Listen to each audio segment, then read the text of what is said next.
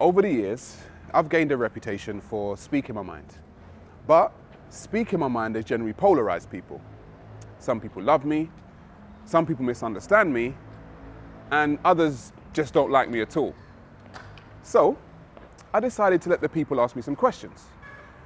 Things they've heard on a video, rumors, stuff they want to get my opinion on. Now, I have no idea what these questions are going to be, but I'm willing to be in the hot seat and let them throw anything at me and answer it honestly. This should be interesting.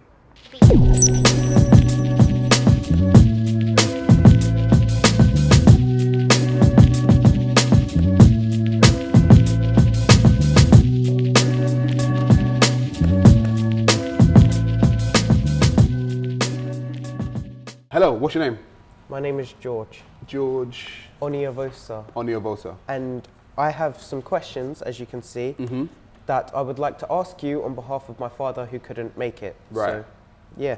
Go ahead. How can Pan-Africanism achieve its aims and objectives, which is for black betterment, considering the religious and cultural divisions that exists today in the African continent?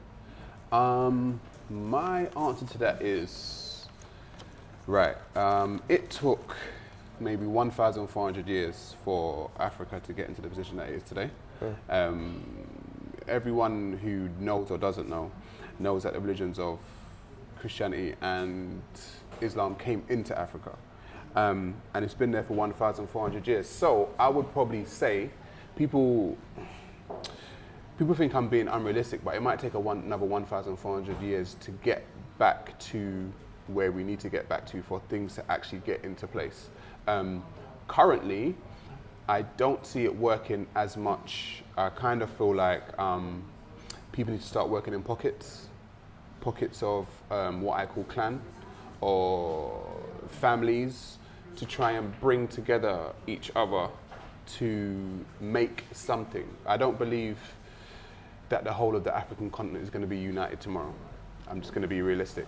But I do believe that just like Europe formed the European Union, there is an African Union.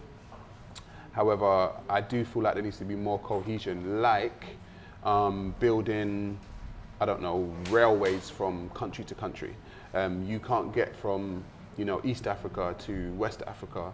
There's no train line. Do you know what I mean? People have got to take really expensive flights, to get from there to there. So I think Pan-Africanism is a work in progress. What's your name, bro? Nice to meet you. I'm Nizzy. Nizzy, how you doing, bro? I'm alright. Right, fire away, man. All right, my first question. Why do you think people are still converting to Islam despite the information being put out there about Arabs enslaving blacks before the Europeans? Wow. I would say a lot of the conversions into Islam, let's say from black people, happen in prison. A lot of them. Yeah. Do you know what I mean? And I feel like if black people kind of stop going to prison, because I said I've got family members that have gone into prison Christian and come out Muslim. Do you know what I mean? And a lot of the conversions happen in prison. And I just don't think the information's out there. I think people are really, like when I put the information out there, right, and you could see facts, figures, evidence from their own books, from their own stuff, people still find it hard to believe it. And I think that speaks to the human condition, I think it speaks to the fact that people want to believe the best about something, even in spite of it being what it is. Do you get what I'm saying? So what I do find is when I do put the information out there and I give the hadith or I give the information about it, people still find a way to justify it. Oh, yeah. Do you know what I mean? And it's just like, it's frustrating. I'm not going to lie to you. It's very frustrating. I've been speaking about black people being enslaved by Islam for 2-3 years. And I mean, a lot of people have come to me and said, all right, I've given them that information and, they'll do something with it. But also, when you're in it, this is what I feel like, when you've actually you've committed to it, it's hard to get out of. Yeah, because definitely. you build a whole family structure around it. So you might build, like, your friends are all Muslim, or do you know what I mean? You might get a woman that's Muslim as well. Do you know what I'm saying? So all of that, I just think it's hard. I think it's a process because of me, I grew up Christian and I never came out of Christianity just overnight like that. It was like a process because I started reading certain things started seeping into my brain And yeah, I don't know, bro. I just think it's a process, man. You got to help me out. You got to help me out. Hi, I'm Jupiter. How you doing, Jupiter? I'm okay. We've spoke before on panels around Speaker's Corner. So I have some questions from myself, but some of them also include from some of the panelists, because I asked them what they'd like to ask you. Okay. Because I wanted to ask black people as well, if I'm getting this opportunity, I wanted to ask them as well what they would like to ask. I was actually quite surprised that what they were most interested in was what was your motivation for meeting Tommy Robinson? Tommy Robinson, yeah. And how did you feel the backlash that you got from the community over it? Was it as bad as it's been portrayed? Okay, let me answer the first one first. My motivation for meeting Tom Robinson was, I saw at Speaker's Corner when I was there, people's freedom of speech being shut down. Tommy Robinson simultaneously was speaking about freedom of speech, and he was saying Martin Selner's speech wasn't allowed at Speaker's Corner. Now, me being at Speaker's Corner, being amongst the people there, I had been there for years and heard people say, you can't say this, you can't say that, you're not allowed to say it. So I'm like, okay, so they're trying to shut down people's freedom of speech. And then they would do it quite bullyingly as well. So they would go around in, packs saying that you can't do that. So that was the main reason, because what happened was, I'll tell you exactly how it happened. Tommy Robinson said he was going to go to Speaker's Corner. A lot of people from Speaker's Corner started tagging me on Twitter in conversations about that, and Tommy Robinson got in contact with me via Twitter on my inbox and was saying, people are talking about you, blah, blah, blah, blah, should we hook up? And I was like, okay, cool, freedom of speech. Yeah, freedom of speech is being shut down. So it was strictly along the lines of freedom of speech. Backlash from the black community, the thing is that what I tend to think is that people think the black community is something. I agree. And it's something that people don't actually know. So if a pocket of people think something about me, to me that's not the quote unquote black community. This is a pocket of people that think something about me. So the backlash, I mostly get a lot of people coming up to me saying, oh yeah, I really liked what you did. It was an interesting conversation. I didn't really think that about Tommy Robinson before, da da da da. So, however, what I do realize is if once you put yourself out there, you're open to criticism and backlash anyway. So I kind of expected it, if I'm honest. Yeah. I found it interesting because in comparison with the white community, we were so relieved that finally someone from the black community stepped forward to just talk. That's all it was. Yeah, and just find out what's going on. Yeah. So yeah, it's amazing because we embraced it. Like you say, I know that there are other black communities that did embrace it, but that particular set at Speaker's Corner were really trying hard to pull you down for that. Yeah, but I think that's also because of the big Muslim, I guess, conglomerate at Speaker's Corner. Do you know what I mean? Yeah. So, it's a lot of Muslims, they don't like Tommy Robinson. So I think that was the reason why that was, if I'm totally honest. Other than that. All right, what's your name, sir? Liam. Liam, how you doing? Very well, thank you. Fire away, Liam. Okay, well, first of all, thanks for inviting me and No for problem. doing this. It's nice to have a chance to actually ask you some questions. No problem. I thought I'd start with just a kind of a clarification, really. The other day, you posted a post. Yeah. And I've got to say, I agree with most of the stuff you say. So this is something, one of the first things I wasn't sure if I agreed with you or what's he not, talking right? about? So I Yeah, thought, go on. So for the interests of the people out there, I'll read it. It's only a short Yeah, post. read it. It's fine. Margaret Sanger was a known racist and eugenicist. Yeah. This woman believed in discouraging black people from having more children and incentivizing white people to have more children. She just so happens to be the founder of Planned Parenthood, the famous abortion clinic. In 2016 in New York, more black babies were aborted than were born. It seems as if her dreams are coming true. Yeah. Right. Now, what concerned me about that is, doesn't that put you in the stance of being anti-abortion? I am pro-life. You're pro-life? I'm pro-life. Okay. I am a pro-lifer. I'm not pro-life to the point where I don't think anyone should ever have an abortion. Because people always bring in the anomaly of saying, oh, say somebody was raped. Yeah, yeah. And, no, I don't expect anyone to have a rapist baby. I don't. But yeah, I am a pro-lifer. I really am. I think is I take my pro-life stance because I said I'm a, philosophically, I like to go with a lot of the Africans type thought. Yeah. So Africans always celebrated life. They would always celebrated, children, and if somebody was pregnant, there'd be a celebration. Once somebody was born, there'd be a celebration. Like, we've always been like that. So essentially, I'm a pro-lifer. But what about the woman's rights? I mean, a woman isn't just a container for a fetus, right? No. Now, I agree that the fetus's interests have to be considered, but the interest of the woman is primary, because otherwise she becomes nothing more than just a vessel for birth. And one of the problems, especially I would have thought in developing countries, not just the example you gave in New York, is that women are not in a position where they can make many decisions for themselves. But they could have made a decision to not to have protective sex. Yeah, I know, but this is reality we're talking about, and people But do that is have reality. sex, don't they? People do have I love sex sex as much as the next person, Yeah. but I have it protected. Yeah. Because I know that But what happens? a baby can come. What happens if you make that mistake? Yeah, then you have to go through like the following 18 years of parenthood. You have to go through all that. But then people are basically using abortion as contraception. Yeah, but that's a last resort. Obviously, people should be educated as to morality Agreed. and principles, Agreed. right? It's about 100%. education, first of all. Agreed. But you can't just say there's no safety net for these people. And it's a method of... So abortion's a safety net. Well, The pill isn't, the coil isn't, the injection they're isn't, all safety nets. condoms aren't. Yeah. Okay, but imagine you had a daughter, right? Place it into the context of your own family, right?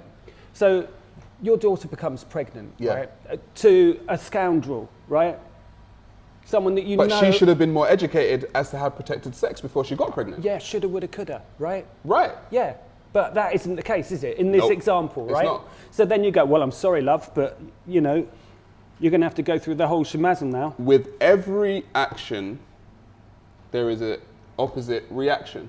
It's a law of the universe. So if you don't stop everyone knows the action of sex. Yeah, they've imagined it many times. Right. Everyone knows what happens if you have sex and you ejaculate inside somebody. Everyone knows it's a baby. Yeah. So if you know that, that's it. You know it. So you do the things to protect yourself from that happening. Right, okay. Well, I think it's quite simple, but clearly not. But there are many examples of women having to have babies that they would otherwise not choose to have, right? What about them? What about them? do you mean?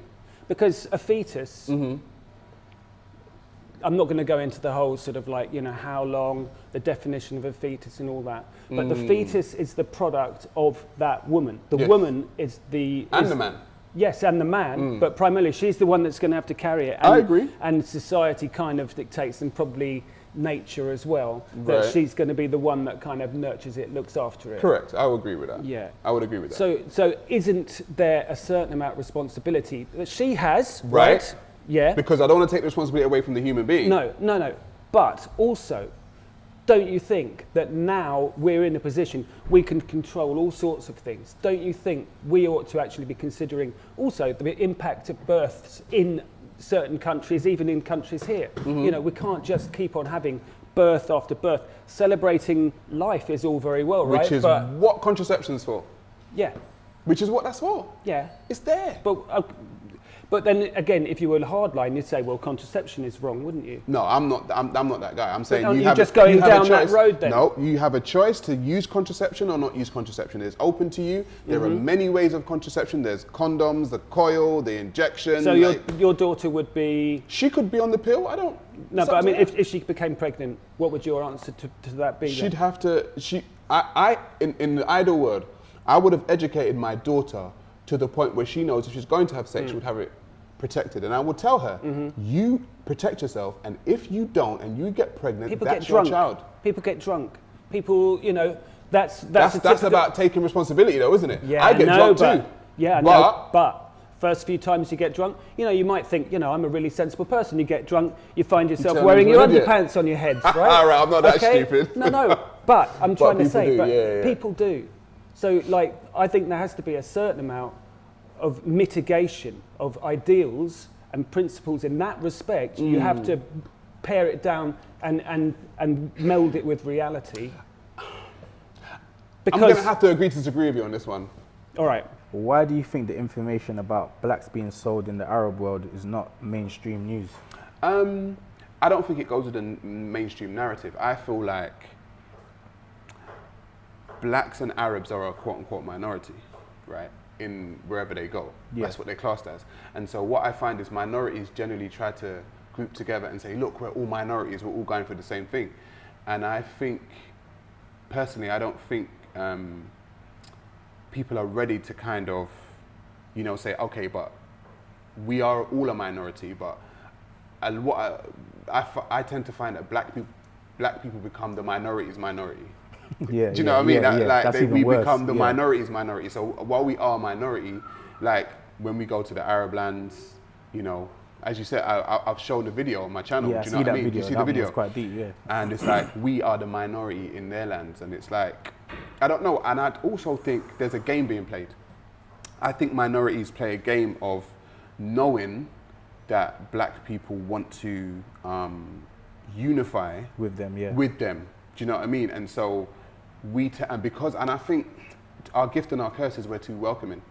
Definitely. Do you know what I mean? Yeah, Like it's like, oh yeah, they are friends. It's like, no, not everyone's your friend.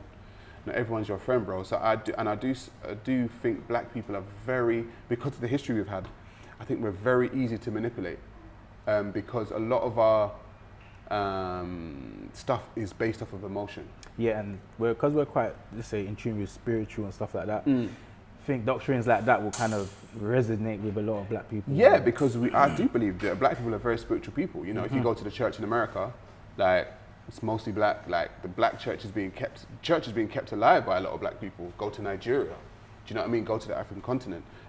They tend to gravitate towards things of the spiritual realm. Do you get what I'm saying? So, I don't know how that's broken. I just know my own personal journey. Do you get what I'm saying? So we'll see how it turns out in the future. I see from what I see from the outside is that there is division, that the religion is causing a problem with the identity of black people. Black people, yeah. I would agree with you. The current way I'm going right now is to say, if there's any quote unquote unification, it can't be under a religious banner, because what tends to happen is, if you're Christian or you're Muslim, people tend to at some point throw their God in there somewhere, and somebody's God wants to be upheld or exalted over another person's Yes, God. Do you know what I mean? supremacy. So they're vying for supremacy. So if I'm trying to create a system that isn't about supremacy, then I don't think the religion should be involved. What is your view on the xenophobic remarks and rhetorics by some Pan-Africanists to other South Africans based on the skin colour? Is it acceptable to modern-day Pan-Africanists like yourself? No. But the problem with Pan-Africanism is not everyone is going to be the same, let's say. If you and I want the best for Africa, let's say, we can both want the best for Africa, but we can also be individuals. And what you may think as an individual may not be what I think as an individual. Just like, I guess, you have Conservatives, Labour, you have them, they will work for the betterment of Labour or Conservative. But in the actual parties, you know, you have individuals who have different, I guess, ways of thinking. The thing is, I like Julius Malema. I like what he says. However, I think when it comes to Julius Malema, he's actually, like we all are, victims of an apartheid system. So, you know, he actually saw, you know, he grew up with white people saying, coloureds here, blacks here, whites there. So I think it's a lot of South Africa has like a colonialist hangover. And so while I'm not disrespecting him, I know that that's his history. So I might not necessarily agree with him with his xenophobic remarks. However, I will agree with him with his whole Pan-African stance, meaning Africans need to be more unified. Sub-question number one, who are you going to vote for? And sub-question number two would be, what's your views on the political party system that we have? I'll answer the first one first. The political party system that we have, I believe, is flawed in the fact that there's only two major parties, even though there are Lib Dems. You have other parties coming up, like the Brexit Party. You had UKIP. I believe still have UKIP, but I believe that these parties need to get more shine or more people following them, more so than Conservative and Labour, because I don't believe in just a two-party system. I believe you have to have, just like we have every kind of restaurant on the high road, we have every kind of ice cream, whatever, we should have loads of parties, okay, that are open to us that we can actually vote for and know all of their manifestos, etc., etc. I don't know I'm going to vote this year. If I did vote, I might vote for the Brexit Party. Right. If I did vote. That's an interesting point. Yeah. Because I agree, right? I suppose people would call me a left-winger, but I tend to see things in terms of class system. Right. Rather than particularly colour. I think that's a kind of like, it's an aspect of it, but really useful stuff gets done if you analyse things in terms of class, because you know the ruling class tends to have the power, obviously. Indeed. But how does your belief that we should leave the EU marry with... I only believe we should leave the EU because I believe in democracy. Right. Okay. Okay, well, I'll ask the question. Do you know anyway. what I mean? Yeah, yeah. If you voted that way, you have to go that way. You might have killed my question. Oh, okay. It's all right, we'll do Right. it. Every time there seems to be a self-confident black man who steps up, the rest of the community kind of pull him back and say he's acting white. Yeah. What Sell can the out. black community do to overcome that? I think you've got to ignore it. I think you got. The thing is, for me, people expose who they are, and they expose themselves. And when somebody exposes themselves, I'll be like, all right, cool, I'll believe you. If you're the type of person to want to constantly bring a black person down, then I don't need to be with you. I don't need to be doing anything with you. I'm going to leave you by yourself. I am going to align myself with other black people who want to see other black people doing good, and don't get jealous, because a lot of it's jealousy. I think a lot of it is jealousy. And the fact that someone else can be doing something that you may want to have done, or in a position that you see that you may want to be, you say, oh, I could do that, but blah, blah, blah, and you make an excuse about it, and you're like, oh yeah, but he's not this, and you know, he's not that, and you try to drag him down. So personally, I don't have time for those people. Yeah. Yeah, I see a lot of the victimhood politics going on. But do you think that the government have helped do that with the identity politics? You know, they've been fitting people into boxes. Yes. And the thing is, I said, if I create my own box, that's a box I want to be put into. So I will create my own box. I don't necessarily want someone to create the box for me. So that's just how I do my thing. Like people say, oh, don't tell me what I am. I'll tell you what I am. You know, and that's kind of the way I do things. One of the most worrying things for me in community that I see, and it goes right across the two communities, and I sometimes wonder, sometimes we can look to other communities to see a way of getting over it, is this single parent problem that we've got, and it's going right across. I know that we get people that go out there and they say, oh, it's only the black community or it's only the white community, but it's not, it's right across. It's right across the board. What do you think we can do to help the families sort of like stay together and... Get rid of feminism. I'm not gonna lie. I think get rid of feminism, because feminism, first wave feminism said, we want to be equal to men. Okay. Second wave, I would say, said, we don't need men. Yeah. You know, we don't need man, you know, Beyonce was like independent women, we don't need a man, blah, blah, and that went across. And then I think now feminism's just, it's very aggressive. The third wave, even crazy. I don't like them. Right, I'm saying we need to get rid of the fact that people, because men and women need each other. Yeah. That's the bottom line. I never say I don't need a woman, and a woman should never say she doesn't need a man. Exactly. And so any concept or any kind of the way of thinking that says we don't need one another, we need to get rid of it. Yeah, I totally agree. And I don't like all these 72 agendas. I mean, oh God, my kids come home and they tell me, oh, it's 72 agendas. I say, can you name them all? 72 genders? Yeah, 72. Yeah. There's only 2. No, there's only 2. How do you cope with the threats of violence and intimidation over here in the UK towards you and the members of your family? It was hard. I mean, I don't get the threats as much now. I did maybe going back a year ago, year and a half ago, you know, when it was really quite serious. But when you get that kind of violence that's actually directed towards you, you've got to do one of two things. You've got to either meet it head on, or you've got to become smarter. And I feel like I became smarter than the people that were threatening me. So I knew where to be, where not to be, what to do, what not to do. And it also speaks to their insecurity, if I'm totally honest. Like, if you need to threaten me to try and kill me because of something that I said, it speaks to the insecurity that you have as a human being. So I guess on that level, I am not as insecure or as emotional as them. And yeah, I mean, I'm sure within the future, I don't know what the future holds, and I may get more legitimate death threats. I don't know. But I will say that someone has to say something. And so when you're out there on a limb saying the things that people generally don't want you to say, that's actually part of the territory. Why don't you believe in God? Or a God exists? Right. I kind of think of everything like this. If you can prove to me that it exists, I'll believe you. Like, and I work like that with everything. Like, not just God. If you tell me you got a Ferrari, I'll be like, all right, Prove cool. it, yeah. Logbook, please. Do you know what I mean? Like, car key, something to show that you've got it. So it's not that.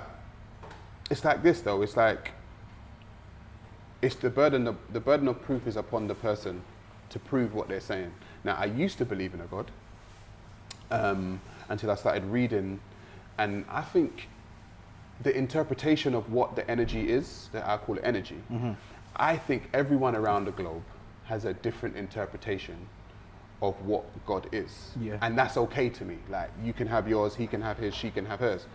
What I don't like is when people try to monopolize what God is. So, oh, I've got this one, and it's the one for everyone, and everyone must follow this, etc., etc.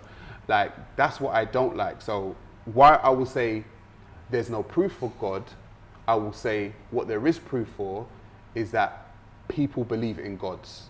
And so people are allowed to believe in them. But if I ask you, like, objectively... So there's proof of people believing in it, but there isn't proof of the actual God itself. Exactly. Okay. Exactly. So we've got proof of people believing in it. We can go from the highlands of the Himalayas to the lowlands of, I don't know, whatever. Everyone's got a belief in a God.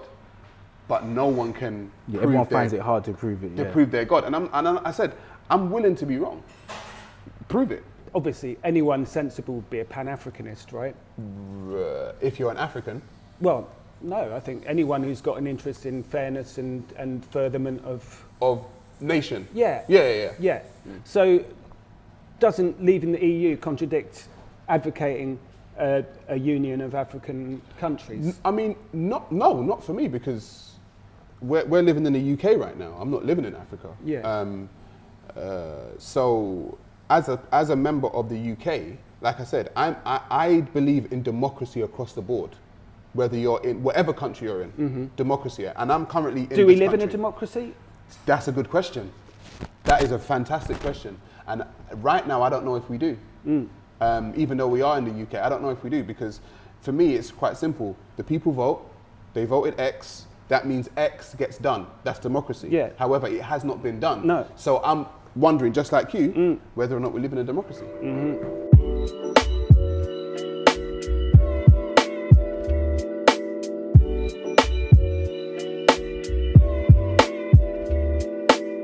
Daddy, what's your responsibility as a black father? What is my responsibility as a black father? My responsibility as a black father is to raise you into the most proud, articulate, upstanding, brave, young black man that you can be. Who is Tahaka? He's the one that saved Libya and Egypt from like non-Egyptian people. So they asked them what are you gonna do, so they fought for them and then they lived more longer. Okay, and who is Garvey? Garvey is, I was named my mom as Garvey because he helped African people get back to Africa. Okay, all right, so What is your favourite thing to do at school? Math? Maths? Yeah. All right. Let me ask you another question. Am I raising you good? Are you sure? Yeah. Yeah, I'm doing a good job? Yes, you done a good job. All right. Do you want to ask me a question? No. Go on, ask me a question. When you don't have any work, what do you mean that you're gonna just relax, so I'm gonna do your work? You're going to do my work? Yeah. Oh, so when I'm relaxing, Yeah. what you're going to do this? Yeah, I'm gonna do it. Yeah? So you're going to take over Sarah Garvey's job? Yeah. All right, fine. All right. All right, let's finish. Do you know how we finish? No. Do you know what you got to say before we finish? Bye-bye. Nope. You got to say peace, family, peace. You got to look in the camera and say peace. Look, do this. Go peace, family, peace. Go on. Go on. Peace, family, peace.